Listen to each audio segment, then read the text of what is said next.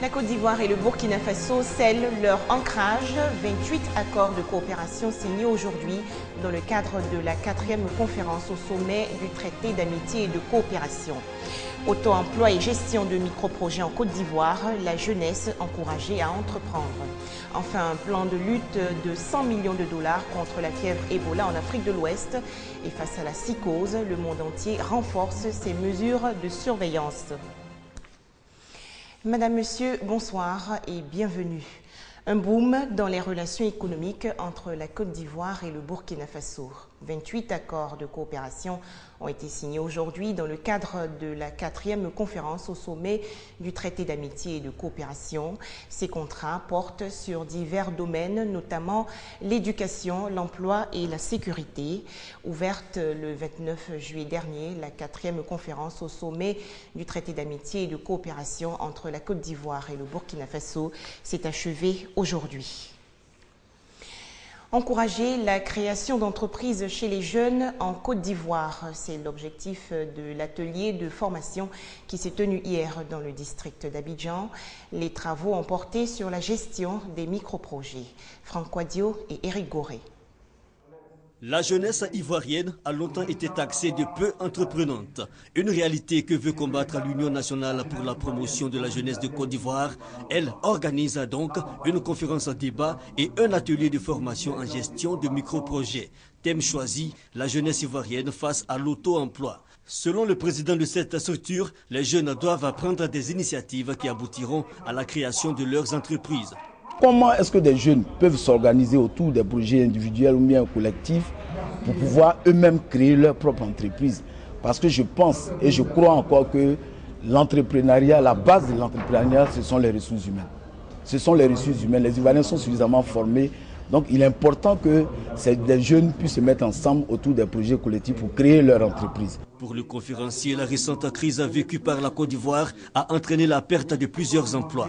Il encourage cependant les participants à croire en leur potentialité. Ce qu'il vous faut, chers amis, c'est de retrouver un peu de fierté envers vous-même. Notons que cette tribune a permis d'outiller les futurs entrepreneurs qui disent à trouver en cette conférence une lueur d'espoir. Ça permet d'emmener la jeunesse à prendre conscience du défi de la création d'entreprises. Ce défi-là, il ne peut être relevé par l'État. C'est-à-dire que les jeunes ne doivent pas totalement s'orienter vers les entreprises créées par l'État, donc les concours de police, les concours de gendarmerie, les concours d'instituteurs, mais doivent avoir de l'initiative, donc avoir du courage pour entreprendre. Le diagnostic est posé. L'UNA Projet s'y envisage d'accompagner les jeunes dans leur projet de création d'entreprise. À présent, on s'interroge. Qu'est-ce qu'un médiateur pour une chaîne de télévision? Pour le cas de la radiodiffusion télévision ivoirienne, quel est son rôle?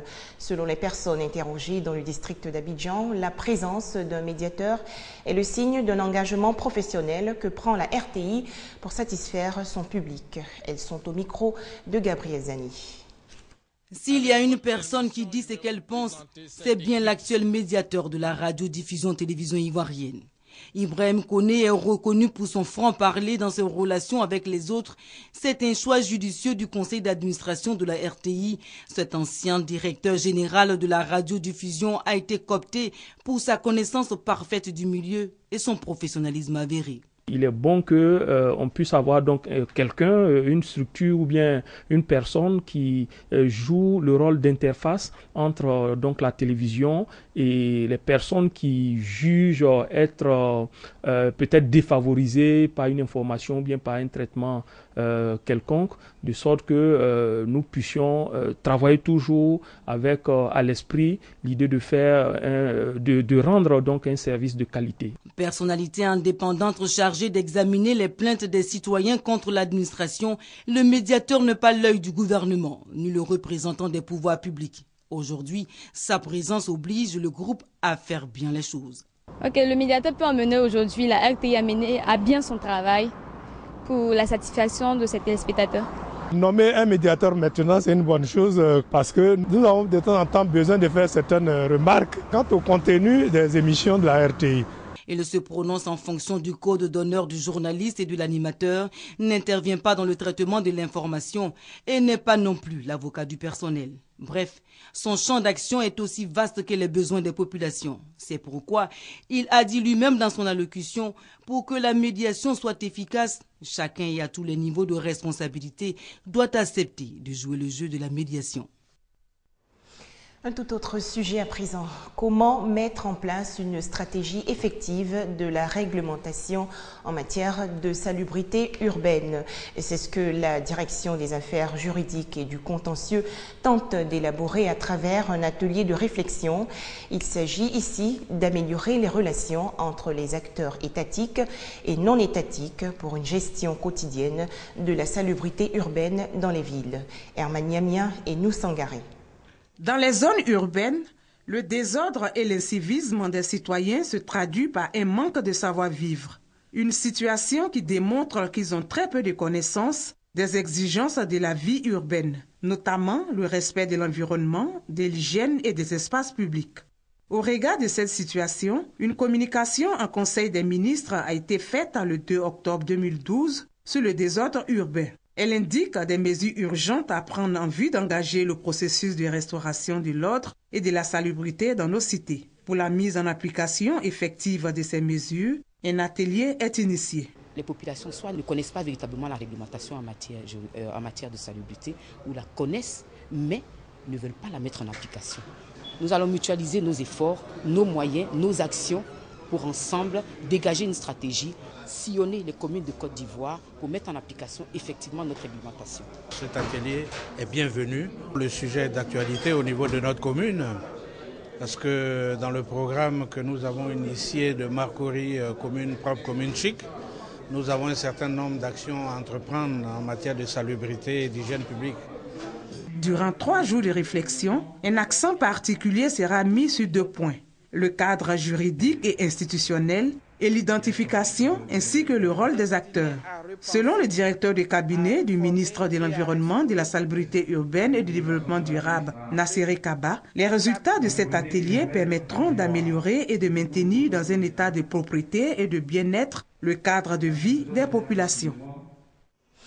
Un festival pour célébrer les genres littéraires dans la tradition BT. C'est dans le centre-ouest de la Côte d'Ivoire. Le festival Glolo veut promouvoir les contes, poèmes et chants traditionnels du pays BT. La toute première édition va se tenir du 7 au 9 août prochain. Mais avant, les temps forts des présélections avec Serge Kouléa. En pays BT, l'art oratoire compte pour beaucoup dans l'interprétation d'une belle mélodie. Le conte, la poésie, le chant s'entremêlent pour donner libre cours aux paroles philosophiques de ce genre musical appelé Touru, rythme mythique dans la région du Haut-Sassandra.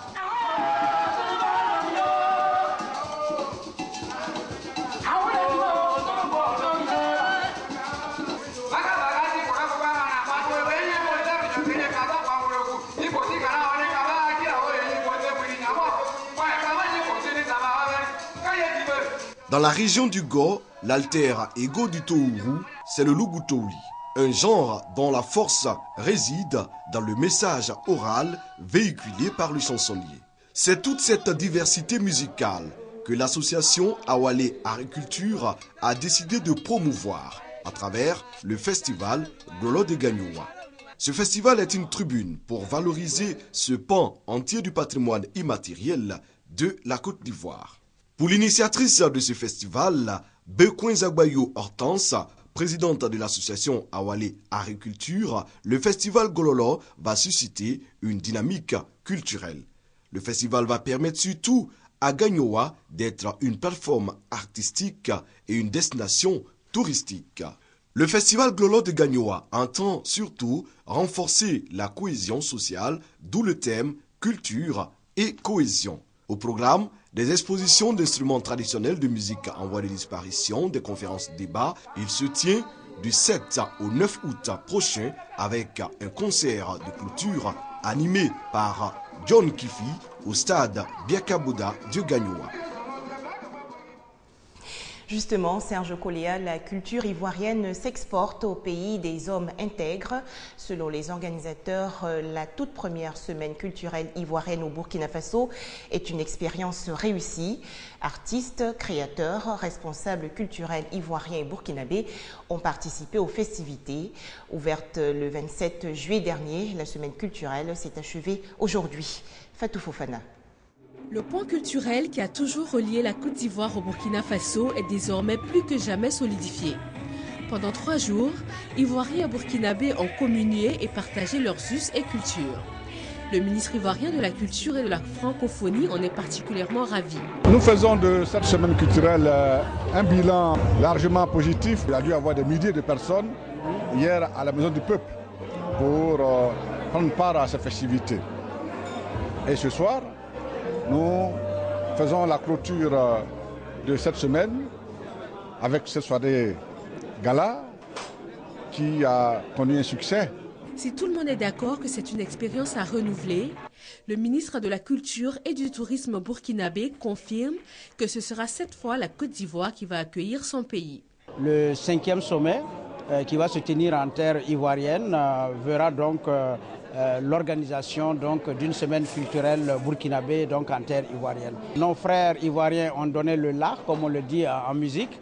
Maintenant, nous allons chanter ensemble la symphonie et ce sera une symphonie à 2. C'est dit, la culture burkinabé sera au rendez-vous ivoirien dès l'année prochaine à l'occasion du 5e sommet du traité d'amitié et de coopération entre les deux pays et ce sera à Yamoussoukro, la capitale politique ivoirienne. L'année prochaine, nous accueillerons nos parents du Burkina Faso en Côte d'Ivoire. Nous ferons en sorte que les choses se passent bien pour la population du Burkina, du ministère de la Culture et de la Francophonie. Ici, le ministère de la Culture et du Tourisme nous a beaucoup facilité les choses. Le bilan est jugé positif par les organisateurs, ici à l'hôtel Azalaï, en plein centre-ville de Ouagadougou, la capitale du Burkina Faso. Ce sont environ 200 personnes, des Ivoiriens et des Burkinabés, qui se sont réunis pour clore en beauté la toute première édition de la semaine culturelle ivoirienne du Burkina Faso. Et les 2 prochains jours le prouvent encore avec la présence dans le pays des hommes intègres du président ivoirien Alassane Ouattara pour participer au sommet du traité d'amitié et de coopération entre les deux pays. Nous sommes très heureux d'être ici au Burkina Faso. Comme le dit chez nous en Côte d'Ivoire, je suis en joie. Merci beaucoup et à très bientôt. L'Organisation mondiale de la santé et les pays d'Afrique de l'Ouest affectés par le virus Ebola vont lancer demain, vendredi 1er août, un plan de lutte de 100 millions de dollars. Et face au bilan qui s'alourdit aujourd'hui à plus de 1300 cas et 729 morts, le monde entier est en alerte pour éviter la propagation. L'Afrique, l'Asie, l'Europe et l'Océanie renforcent leurs mesures de surveillance. Fermeture d'écoles au Libéria, état d'urgence en Sierra Leone. La France et l'autre bout du monde, notamment la Thaïlande, le Japon et l'Australie, font également état de mesures préventives. Plus aucun vol de la compagnie Askai basée au Togo vers le Libéria et la Sierra Leone. Mesure d'urgence depuis qu'un de ses passagers, un Américain d'origine libérienne, est mort de la fièvre Ebola il y a quelques jours. Il venait de Guinée et s'est éteint dans un hôpital du Nigeria. À bord de son vol, beaucoup de passagers togolais, de quoi semer la panique dans les rues de Lomé. Je sens la peur dans mon cœur, car c'est une maladie que si ça t'attaque dans l'immédiat, tu meurs.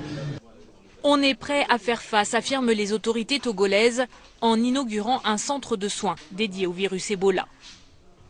Tout le dispositif est aujourd'hui disponible et mis en place et que les médecins, les personnels soignants, tout est disponible pour que, au cas où il y avait par malheur un cas de ce genre, nous puissions le prendre totalement en charge. En Côte d'Ivoire aussi, l'inquiétude est très vive. Ebola fait rage en Guinée et au Libéria, 2 pays frontaliers. Peur de voir l'épidémie débarquer ici, alors qu'elle a déjà tué plus de 700 personnes dans la sous-région. La situation nous préoccupe. Nous nous donnons les moyens de prévenir la propagation chez nous.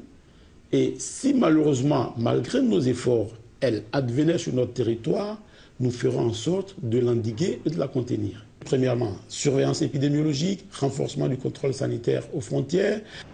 La menace Ebola est ressentie jusqu'en Grande-Bretagne. Le chef de la diplomatie anglaise a tenu une réunion de crise pour annoncer des mesures de précaution. Même alarme aux États-Unis, qui confirment la mort d'un ressortissant et la contamination d'au moins 2 humanitaires par le virus. L'organisation d'aide américaine Peace Corps a décidé de rapatrier tous ses bénévoles du Libéria, de Sierra Leone et de Guinée. L'Espagne et la Grèce évacuent à leur tour leur personnel diplomatique et ressortissant de Tripoli.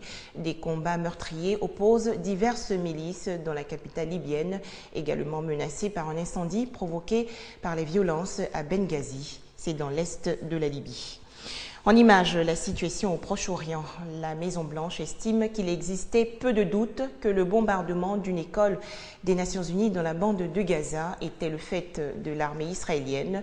Comment réagit-on du côté de la France? Une nouvelle manifestation pour soutenir les Palestiniens de Gaza pourrait avoir lieu le 2 août prochain à Paris. C'est la fin de cette édition. À demain sur RTI2.